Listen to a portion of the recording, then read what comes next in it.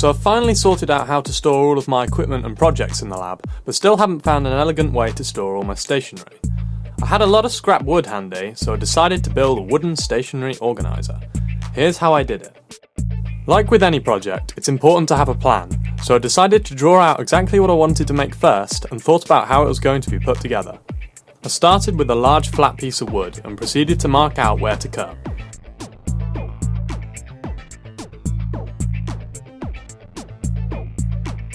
I knew I wanted it to have an A4 paper tray, so I used a piece of A4 paper as a rough template. I marked out pieces for the top and bottom, two sides and a back panel. The front will be open to slide paper in. I then clamped it down and used my jigsaw to cut each piece out. Afterwards, I sanded down the edges and corners to get rid of any and all wood chippings that were left sticking out from the cutting process.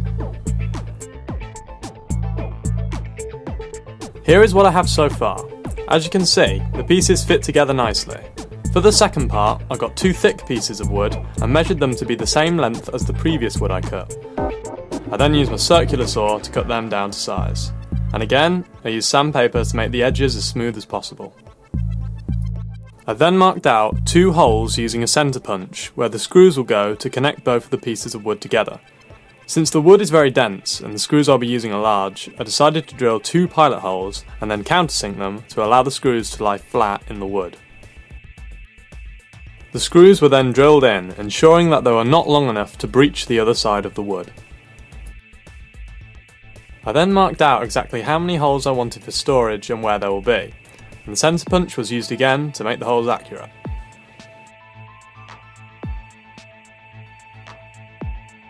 I made pilot holes again for each of these. To drill the holes, I used one of the biggest spade bits I had. As you can see, it made filming difficult, so the camera had to be repositioned.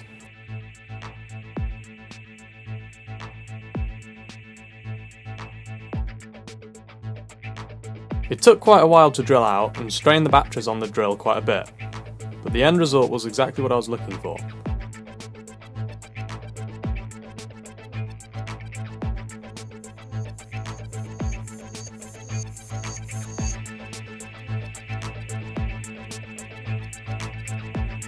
Luckily, the smaller holes were much quicker and easier to do.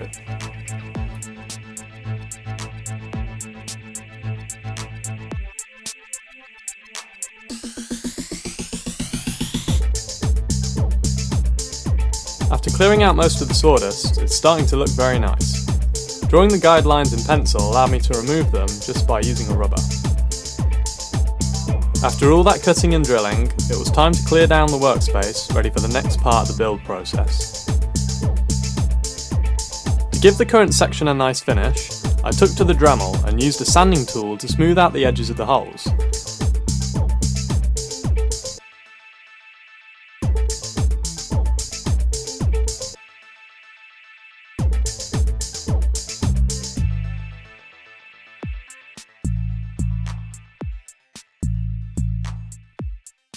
I then used a bigger sanding head to try and smooth out the inside of the holes.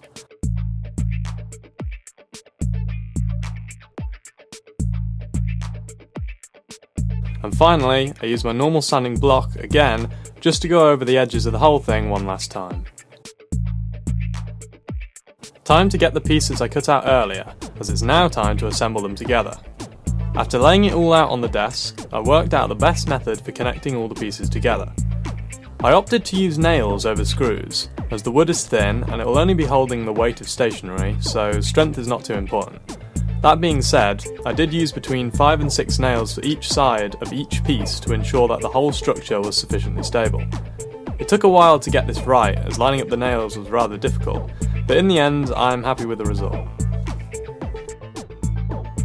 The next step was to attach the two structures I had made. I couldn't screw them together from the bottom as the underside was inaccessible as the pieces of wood were now nailed to each other. However, I did decide to hide screws inside the pen storage holes. I just had to make sure that they were long enough to go all the way through both pieces of wood, but not too long that the screw would obstruct the paper tray underneath. The next job was to make the separators that would form the smaller storage areas on the top of the unit.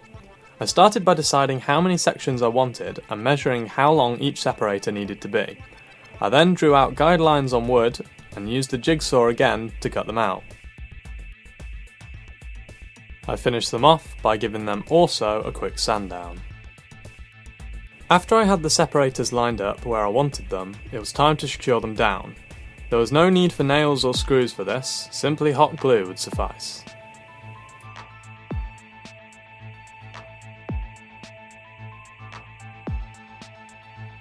To further improve the finish, I used the Dremel again to smooth out any remaining rough edges, and I was then sure to vacuum up all the sawdust that this created. The final part that needed making was the ruler holder. For it, I simply cut 2 pieces of wood the same length as the unit, making one slightly taller than the other. This was then hot glued onto the side. The whole thing was really starting to look complete, but something was missing. I had some black spray paint left over from another project, and so I decided to give it a few coats. After leaving it overnight to dry, it's fully finished, and the paint job really completes it.